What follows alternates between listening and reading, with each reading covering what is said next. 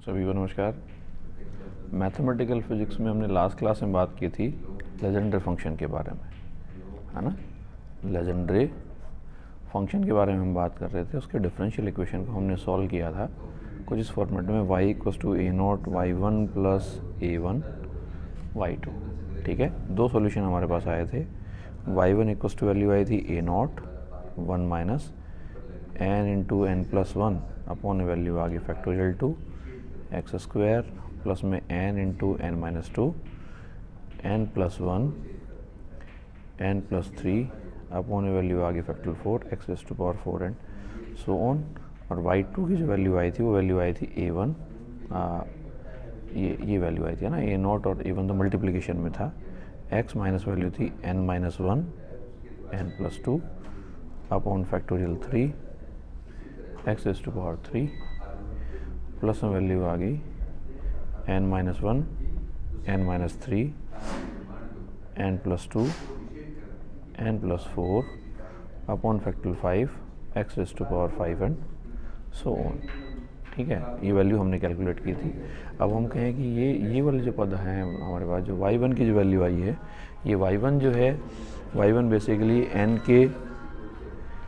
के even values के लिए किसको व्यक्त करेगा? एक बहुपद को व्यक्त करेगा। इवन वैल्यूज़ के लिए एक बहुपद को व्यक्त करेगा, और दूसरी जो टर्म है ये n की ओड वैल्यूज़ के लिए एक बहुपद को व्यक्त करेगा।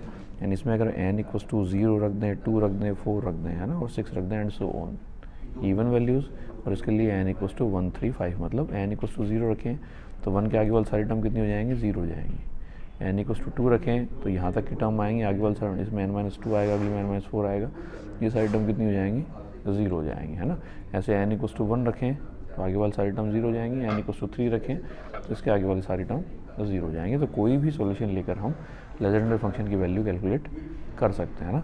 सपोज दैट हमने कहा कि पहला फंक्शन हमने ले लिया, एक बहुपद ले लिया un(x) = वैल्यू है a0 y1, तो इक्वल वैल्यू आ गई a0 आ गया, 1 माइनस वैल्यू आ गई n × n+1 upon factorial 2 x² plus n × n-2 upon factorial 4 n+1 n+3 into value आ गई x⁴ एंड सो ऑन। ठीक है, अब मैं इसमें देखो सपोज n = 0 पुट कर दूँ तो u0 वैल्यू कितनी आएगी? As a function of x = value आ गई a0 के बराबर, है ना। n = अगर 2 पुट कर दिया तो u2x = वैल्यू हमारे पास कितनी आ गई? वैल्यू आ गई a0 आ गया, 1 माइनस वैल्यू आ गई 2 × 2+1 अपॉन फैक्टोरियल 2 वैल्यू आ गई x²। ऐसे ही n = यानी ये r = 0 बना, ये r = 1 बना, तो n = कितना पुट कर दें? n = 2r पुट कर दें तो ये सॉल्यूशन कितना बना? देखो वैल्यू आ जाएगी un as a function of x = value आ जाएगी u2r, वैल्यू आ गई x। ठीक है, तो वैल्यू हमारे पास कितनी बनेगी? वैल्यू आएगी 1 माइनस वैल्यू आ गई 2r plus 1 upon factorial 2 value आ गई x² प्लस में वैल्यू आ गई 2r minus 2r plus 1 2r plus 3 upon factorial 4 x⁴ and so on. अगर n = 2r है तो r = वैल्यू कितनी बनेगी? n/2। तो इसका मतलब देखो ये वैल्यू कितनी बनेगी? अगर मैं लिखना चाहूँ un(x) था, r के टर्म में लिखना चाहूँ, या un(x) = वैल्यू आ गई कितना बना? 1 माइनस वैल्यू आ गई n × n+1 upon factorial 2 x² plus n-2 n+1 n+3 upon factorial 4 x⁴ and so on. फिर देखो माइनस आ रहा है, फिर प्लस आ रहा है, फिर माइनस आएगा, तो फिर नेक्स्ट वैल्यू क्या बनेगी? -1 सबसे लास्ट वाली टर्म की में क्या आएगा? -1r। तो जस्ट पहले वाले टर्म में क्या आएगा? -1r -1 r = n/2 है, अपने पहले वाले डेरिवेशंस में भी किया था ये, n/2 -1 आ गया, n-2 वैल्यू कहाँ तक जाएगी? लास्ट वैल्यू अपने पास कहाँ तक जाएगी? से अगर अपन ने 1 लिया है तो कहाँ तक जाएगी? n-2 से लेके 4 तक। सबसे लास्ट टर्म में वैल्यू कहाँ चली जाएगी? n-2 n-4 से लेके वैल्यू लास्ट में कितनी आएगी? 6 4 2 तक वैल्यू जाएगी। तो इसका मतलब वैल्यू कितनी बनी? ये वैल्यू आ गई 6 तक आ गई और 4 तक आ गया, है ना। अपॉन वैल्यू आ गई फैक्टोरियल 2 है, फैक्टोरियल 4 है, तो वैल्यू कितनी आ गई? Factorial n-2। फिर वैल्यू आ गई n+1 n+3 है, तो n+1 n+3 से वैल्यू कहाँ तक जाएगी? वैल्यू जाएगी हमारे पास 2n-1 तक। तो जस्ट पहले वाली टर्म है तो 2n-3 और x raise to power value कितनी आ गई, n-2 आ गया, ठीक है। लास्ट टर्म कितनी बनेगी, -1 raise to power n/2 n-2 n-4 से वैल्यू आएगी 6 4 कहाँ तक, 2 तक, और फिर वैल्यू बनेगी n+1 n+3 से वैल्यू कहाँ तक जाएगी, ये वैल्यू जाएगी 2n-1 तक। X raise to power value आ गई n अपॉन वैल्यू आ गई फैक्टोरियल ऑफ n आ गया, ठीक है, लिख सकते हैं वैसा। अब हम कहें कि इसी इक्वेशन को यदि हम किस में रखें, इसी इक्वेशन को हम रख दें किस में, घटती हुई घातों के क्रम में लिखने पर, है ना। घटती हुई घातों के क्रम में लिखें तो देखो वैल्यू क्या बनेगी, un(x), यानी लास्ट टर्म को हमें पहले लिखना है ना, और इनटू वैल्यू कितनी थी, a0 और था, है ना। तो a0 आ गया, लास्ट वाले टर्म को सबसे पहले रखें तो -1 रेज़ टू पावर n/2, है ना, हमने जो कैलकुलेट किया था -1 raise to power n/2 n-2 n-4 से कहाँ तक जाएगा, 6 4 2 तक, है ना। इसके आगे वाली टर्म क्या बनेगी, n+1 n+3 से वैल्यू जाएगी कहाँ तक, 2n-1 तक, अपॉन वैल्यू आ गई फैक्टोरियल ऑफ n आ गया, और वैल्यू आ गई x raise to power n। इससे जस्ट जो नेक्स्ट टर्म आएगी वो क्या बनेगी, -1 raise to power n/2 -1 n-2 n-4 से वैल्यू आ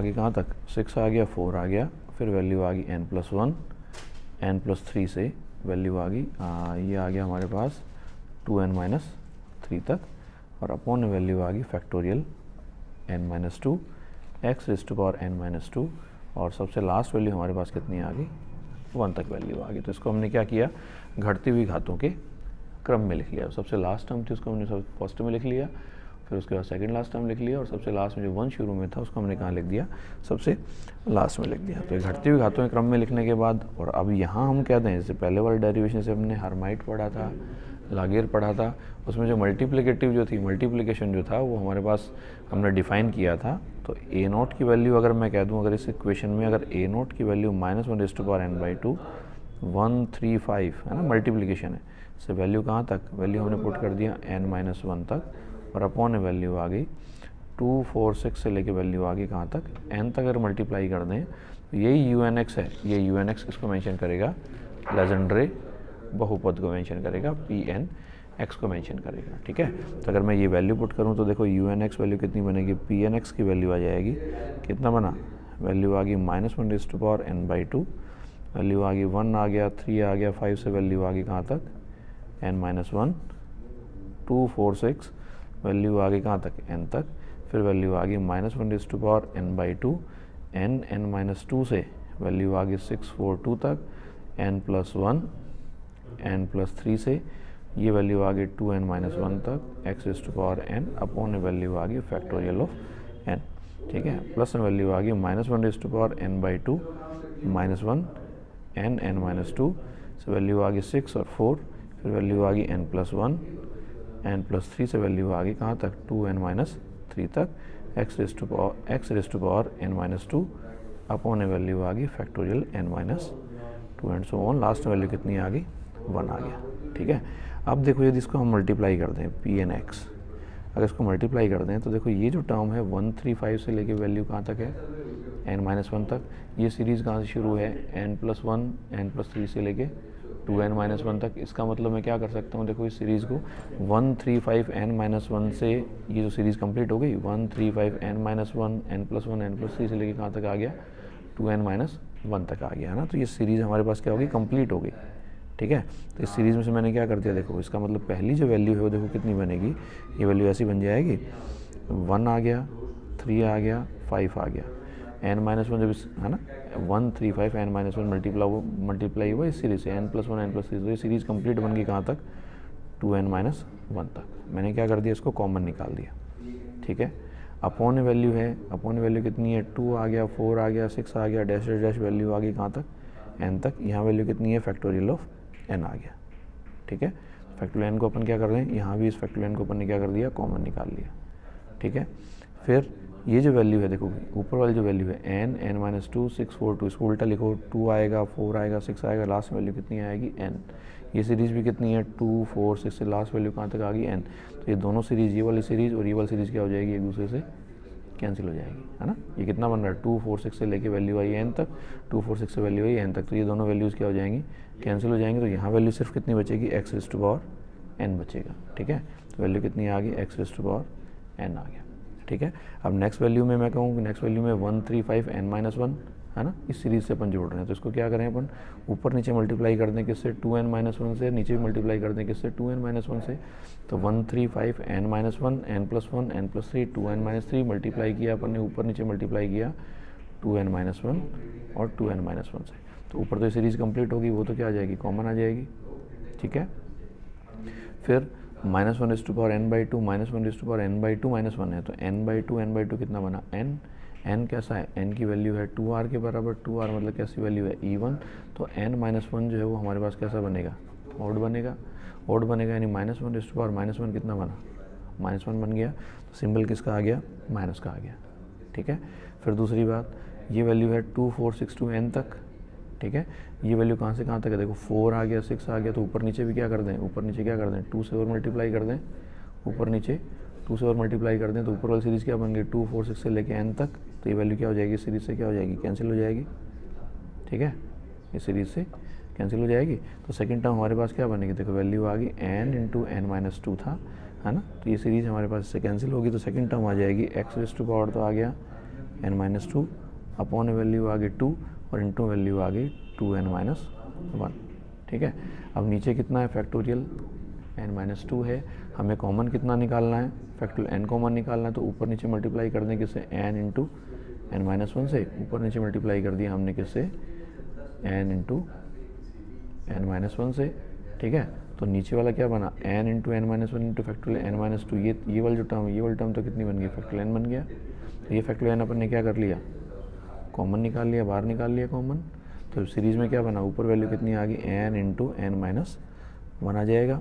और आगे वाली टर्म की और बात करूँ तो उसमें क्या आएगा, n-1, क्योंकि आगे वाली टर्म में कितना आएगा, अपॉन वैल्यू आएगी फैक्टोरियल n-4, 4 है तो ऊपर नीचे मल्टीप्लाई करना पड़ेगा n-1, n-2 और n-3 से, अपॉन वैल्यू आएगी देखो 2² 2n-1 आएगा, 2n-3 आएगा, वैल्यू आएगी x⁻n-4 एंड सो ऑन। तो लेजेंडरी बहुपद की अगर मैं वैल्यू लिखना चाहूँ तो Pn(x) की वैल्यू आती है 1 आ गया, 3 आ गया, 5 आ गया, वैल्यू आ गई 2n-1 अपॉन वैल्यू आ गई फैक्टोरियल ऑफ n, ठीक है।